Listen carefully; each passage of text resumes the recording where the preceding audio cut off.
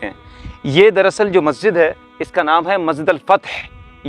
حضرت ابو سفیان رضی اللہ عنہ نے یہاں پہ جس وقت ان کو قید کر کے لایا گیا ہے تو رسول اللہ صلی اللہ علیہ وسلم نے اپنے عفو و درگزر کا مظاہرہ کیا، لیکن اور وہ مبارک مقام تو دکھاؤں جہاں پہ رسول اللہ صلی اللہ علیہ وسلم کا خیمہ لگا ہوا تھا۔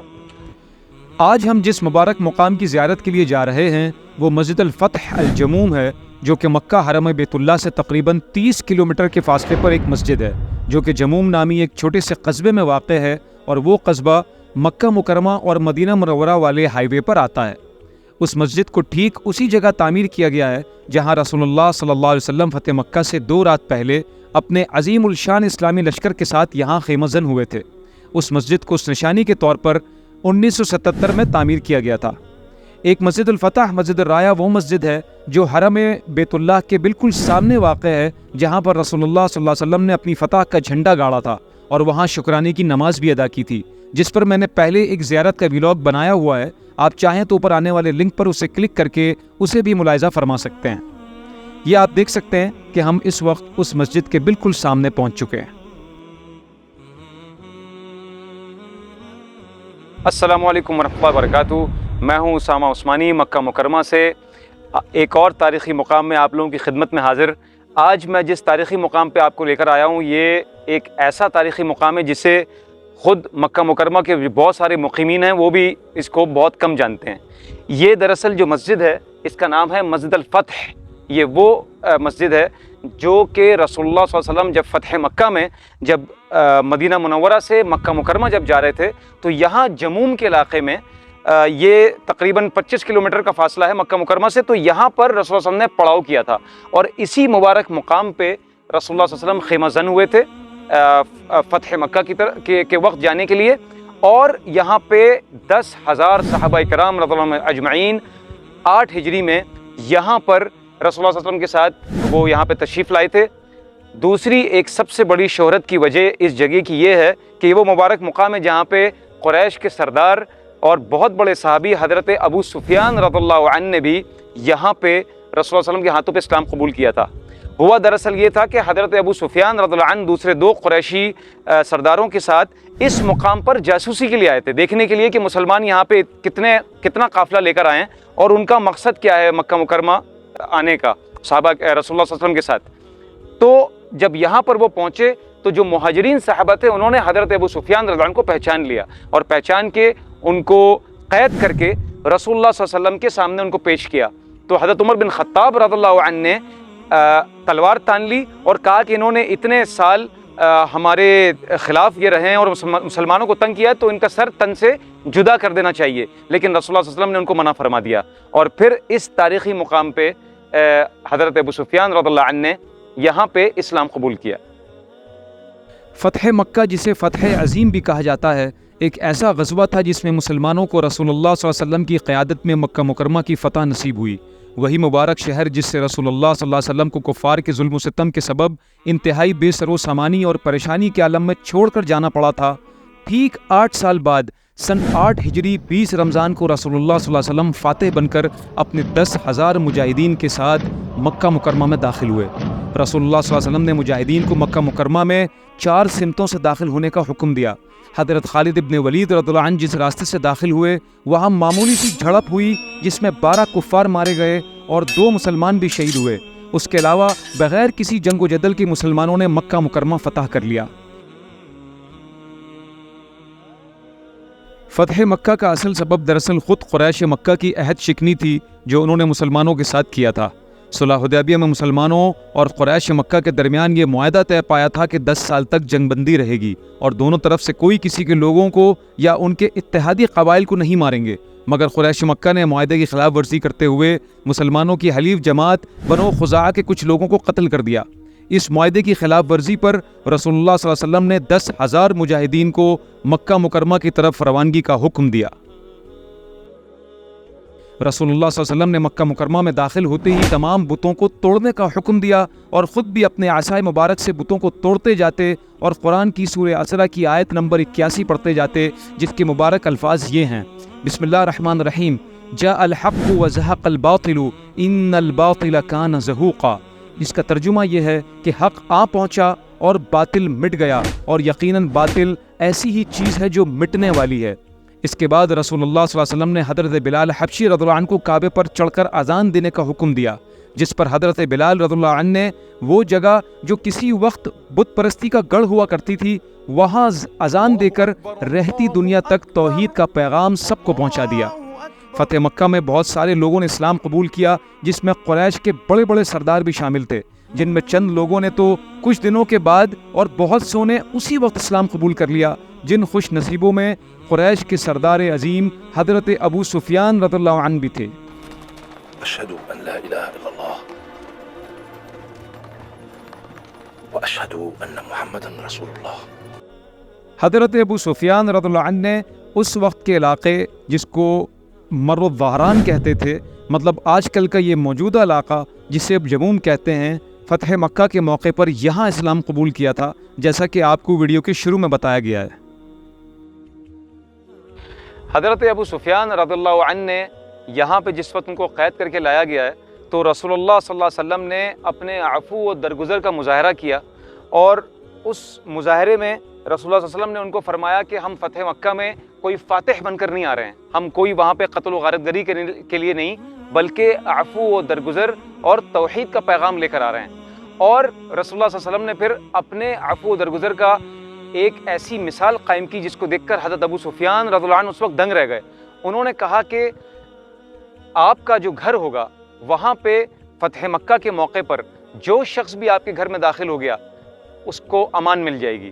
آپ کے گھر میں، مطلب ان کے گھر میں جنہوں نے 22 سال رسول اللہ صلی اللہ علیہ وسلم سے جنگ کی، ان کے گھر میں جنہوں نے رسول اللہ صلی اللہ علیہ وسلم سے بڑی بڑی جنگیں کی ہیں، ان کے بارے میں رسول اللہ صلی اللہ علیہ وسلم نے جب یہ بات کی تو اس بات کو سن کر حضرت ابو سفیان رضی اللہ عنہ بہت زیادہ متاثر ہوئے اور آپ نے اسلام قبول کر لیا۔ بہت سارے حضرات ایسے بھی ہیں جو کہ حضرت ابو سفیان رضی اللہ عنہ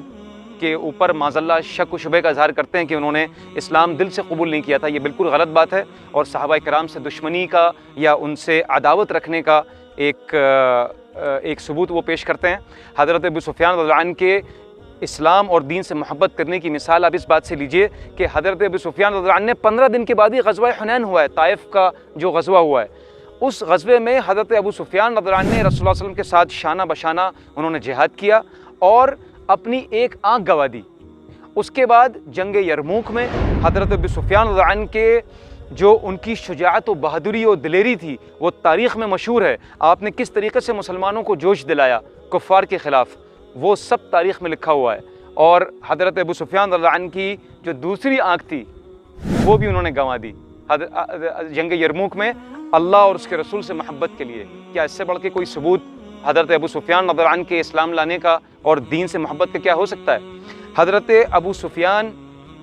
رضی اللہ عنہ نے جنگ یرموک کے بعد ظاہر سی بات ہے دونوں آنکھیں اللہ اور اس کے رسول کے لیے انہوں نے قربان کر دیں، تو پھر وہ ساری زندگی جب تک زندہ رہے تو بغیر آنکھوں کے ہی رہے، بغیر بینائی کے رہے، اور اللہ نے آپ کو جنت البقیع کی مٹی نصیب کی۔ تو یہ حضرت ابو سفیان رضی اللہ عنہ کی سمجھیں ایک کتنی بڑی فضیلت ہے جو کہ اس مقام پر یہاں پہ حضرت ابو سفیان رضی اللہ عنہ نے اسلام قبول کیا تھا۔ حضرت ابو سفیان رضی اللہ عنہ کے جہاں فضائل میں آپ لوگوں کو بیان کر رہا ہوں، وہاں پہ ایک حضرت ابو سفیان رضی اللہ عنہ کی ایک بہت بڑی فضیلت یہ ہے کہ حضرت ابو سفیان رضی اللہ عنہ کی بیٹی ام حبیبہ ہماری امہات المومنین میں سے ہیں، رسول اللہ صلی اللہ علیہ وسلم نے ان سے نکاح فرمایا ہے۔ آئیے اب آپ لوگوں کو ذرا مسجد کے اندر سے مسجد کے نظارہ کراتے ہیں۔ یہ کافی پرانی مسجد ہے لیکن ابھی اس وقت یہ انڈر کنسٹرکشن ہے، تو اس وقت اس کی مینٹیننس کا کام چل رہا ہے۔ تو تھوڑی بہت میں چاہ رہا تھا کہ آپ لوگوں کو بھلے وہ چاہے انڈر کنسٹرکشن ہو لیکن وہ مبارک مقام تو دکھاؤں جہاں پہ رسول اللہ صلی اللہ علیہ وسلم کا خیمہ لگا ہوا تھا۔ اور ٹھیک تاریخ میں آتا ہے کہ اسی مقام پر رسول اللہ صلی اللہ علیہ وسلم کا یہاں پہ خیمہ لگا ہوا تھا، اور ہمارے لیے ہر وہ جگہ جہاں پہ رسول اللہ صلی اللہ علیہ وسلم کے مبارک قدم پڑے ہیں، ظاہر سی بات ہے ہمارے لیے وہ بہت ہی معتبر جگہ ہے اور بابرکت جگہ ہے، کیونکہ یہاں پہ صرف رسول اللہ صلی اللہ علیہ وسلم ہی نہیں بلکہ تقریباً 10,000 صحابہ کرام رضی اللہ عنہم اجمعین بھی اسی جگہ پہ اس وقت ہم مسجد کے اندر داخل ہو چکے ہیں، تو یہاں پہ وہ تشریف رکھتے تھے۔ حضرت ابو سفیان رضی اللہ عنہ کے بارے میں جیسے میں نے آپ کو بتایا کہ یہاں پہ انہوں نے اسلام قبول کیا۔ رسول اللہ صلی اللہ علیہ وسلم کی ایک حدیث آپ لوگوں کو اس مسجد کی زیارت کرتے ہوئے میں آپ کو سناتا چلوں کہ رسول اللہ صلی اللہ علیہ وسلم نے فرمایا کہ میرے صحابہ کو گالیاں مت دو، کیونکہ صحابہ کرام رضی اللہ عنہم اجمعین میرے وزراء ہیں، میرے رشتہ دار ہیں، میرے صحابی ہیں۔ تو حضرت ابو سفیان رضی اللہ عنہ کو اس حدیث کی روح سے اگر دیکھا جائے تو یہ رسول صلی اللہ علیہ وسلم کے وزیر بھی تھے، ان کے نجران کا گورنر بنایا تھا رسول اللہ صلی اللہ علیہ وسلم نے۔ تو اللہ معاف کرے ان کے بارے میں برا سوچنا یا برا بولنا یہ اس حدیث کی روح سے بھی انتہائی خطرناک ہے۔ اور پھر آخر میں رسول اللہ صلی اللہ علیہ وسلم کے بڑے سخت الفاظ ہیں کہ رسول اللہ نے فرمایا کہ جو میرے ان اصحاب کو، جو کہ میرے وزراء ہیں، میرے رشتہ دار ہیں، جو ان کو معاذ اللہ گالیاں دیتا ہے اس پر اللہ اور فرشتوں کی لعنت ہے۔ تو ہمیں اپنے صحابہ کرام رضی اللہ عنہم اجمعین چاہے وہ جو بھی ہوں، ہاں اس میں کوئی شک نہیں ہے کہ کچھ صحابہ کرام کی فضیلت جو سابقون والاولون ان کی زیادہ ہے، مگر جو جتنے صحابی ہیں رسول اللہ صلی اللہ علیہ وسلم کے سب جنتی ہیں اور سب انتہائی عزت اور احترام اور ادب کے مستحق ہیں، اور ہمیں اپنی زبانوں کو ان کی تعریفوں سے اور ان کی جو سعادت ان کو نصیب ہوئی ہمیشہ اس کا ذکر کرنا چاہیے۔ ہمارے سارے اسلاف بھی اگر مل جائیں اور آج کل کے سارے علماء بھی مل جائیں تو یاد رکھیے، چاہے وہ قرون اولیٰ کے علماء ہوں، محدثین ہوں، یا وہ جو بھی ہوں، بلکہ آپ یہ کہہ لیں کہ بھلے چاہے وہ تابعین یا تبع تابعین بھی کیوں نہ ہوں، وہ رسول اللہ صلی اللہ علیہ وسلم کے ایک صحابی کے برابر بھی نہیں ہو سکتے، نہ حضرت ابو سفیان کے اور نہ ہی حضرت ابو سفیان رضی اللہ عنہ کے بیٹے حضرت امیر معاویہ رضی اللہ عنہ کے، کوئی بھی تابعین و تبع تابعین، آج کل کے اسلاف اور علماء تو بہت بڑی بہت آگے کی بات ہے، اگر کوئی میں کہتا ہوں تابعین و تبع تابعین بھی ہیں تو وہ بھی صحابہ کرام رضی اللہ عنہم اجمعین کا مقابلہ نہیں کر سکتے۔ تو یہ آپ دیکھیں مسجد اس وقت انڈر کنسٹرکشن ہے، اور بہت جلد انشاءاللہ جب یہ تیار ہو جائے گی تو آپ لوگوں کو ایک بار پھر جس وقت یہ مکمل ہو جائے گی اس کی کنسٹرکشن، میں انشاءاللہ کوشش کروں گا کہ پھر آپ لوگوں کو یہاں پہ لے کے زیارت کے لیے حاضر ہوں۔ یہ ہمارے یہاں پہ جو کچھ حضرات ہیں جو مینٹیننس کا کام کر رہے ہیں مسجد کا، آئیے ذرا ان سے بھی پوچھتے ہیں کہ مینٹیننس کتنے دن تک چلے گی اور ان کا کہاں سے تعلق ہے۔ السلام علیکم۔ تو بھائی تھوڑا سا بتائیے اپنے بارے میں، آپ کا تعلق کہاں سے؟ گجرانوالہ سے، ماشاءاللہ ماشاءاللہ۔ اچھا یہ بتائیے کہ یہ مسجد کی مینٹیننس کا کام یہ کب تک مکمل ہو جائے گا انشاءاللہ؟ ماشاءاللہ انشاءاللہ، تو یہ مہینے تک انشاءاللہ 1.5 مہینے تک مکمل ہو جائے گا، تو مہینے 1.5 مہینے کے بعد انشاءاللہ یہ مسجد کی پورا جو مینٹیننس ہے وہ مکمل ہو جائے گی۔ تو ہماری کوشش ہوگی انشاءاللہ کہ ایک بار جب یہ مکمل ہو جائے تو پھر آپ کو اس کی زیارت کروائیں۔ مجھے یقین ہے کہ اس تاریخی مسجد کی زیارت کر کے آپ کے ذہنوں میں فتح مکہ کے اس عظیم دن کی تاریخ تازہ ہو گئی ہوگی، اور ساتھ میں صحابہ کرام رضی اللہ عنہم اجمعین کی قربانیوں اور عظمتوں کا بھی اندازہ ہو گیا ہوگا، خاص کر حضرت ابو سفیان رضی اللہ عنہ کی سیرت کے بارے میں بھی، جو کہ اس مقام کے حوالے سے آپ کی شخصیت سے منسوب ہے۔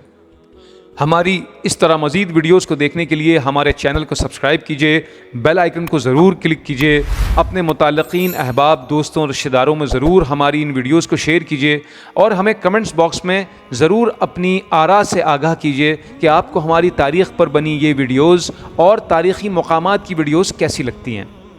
دیکھتے رہیے ہمارا یہ چینل تاریخ ایک حقیقت اسامہ عثمانی کے ساتھ۔